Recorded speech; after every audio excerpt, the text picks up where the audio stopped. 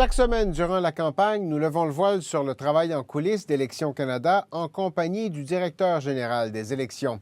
Du déclenchement au dépouillement du vote, aujourd'hui, à 2 jours de la date limite pour demander un bulletin, comment fonctionne le vote spécial? Monsieur Perrault, là, on se trouve un étage au-dessus de l'entrepôt. Qu'est-ce qu'on fait ici? Ici, on se prépare pour l'élection pour dépouiller les votes par bulletin spécial des électeurs qui sont hors circonscription. OK. Soit qui sont ailleurs au Canada, soit qui sont à l'étranger.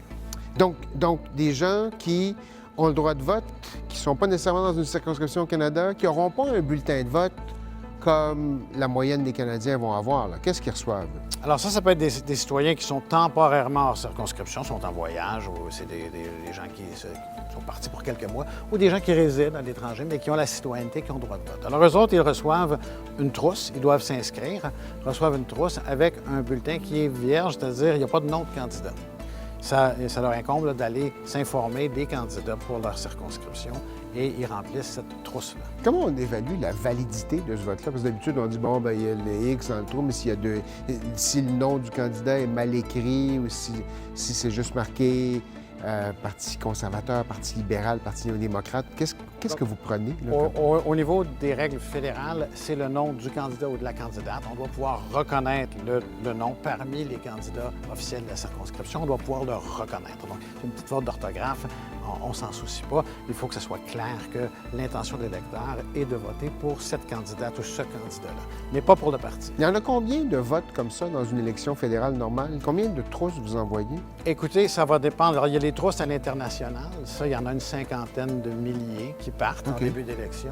Après ça, il va falloir voir selon la demande. Les gens peuvent faire une demande en ligne. À la dernière élection, on a monté à 700 000 électeurs qui sont des électeurs qui résident au Canada, mais qui ont choisi de voter par bulletin spécial.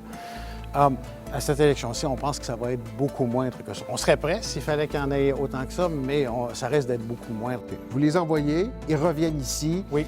Et là, c'est compté ici, parce que là, vous avez des gens qui s'installent et qui comptent au fur et à mesure au centre, c'est ça? Exactement. Et ici, à la dernière élection, ça va être la même chose cette élection-ci. On demande aux partis d'envoyer des représentants pour observer le dépouillement, pour s'assurer, comme on le fait au lieu du scrutin pour le vote ordinaire, que le dépouillement se fait de façon transparente devant les observateurs. Et depuis quelques années, vous autorisez ou vous acceptez, vous accueillez les caméras de télévision. Les gens, on peut voir. On peut voir ça. On veut que ce soit le plus transparent possible. Il n'y a pas de mystère. Au contraire, plus c'est transparent, mieux c'est. On veut un certain décorum, évidemment. On veut garder la sécurité du processus. Les bulletins qui ne sont pas dépouillés sont gardés sous clé. Mais on veut que les gens puissent se satisfaire du processus. Merci.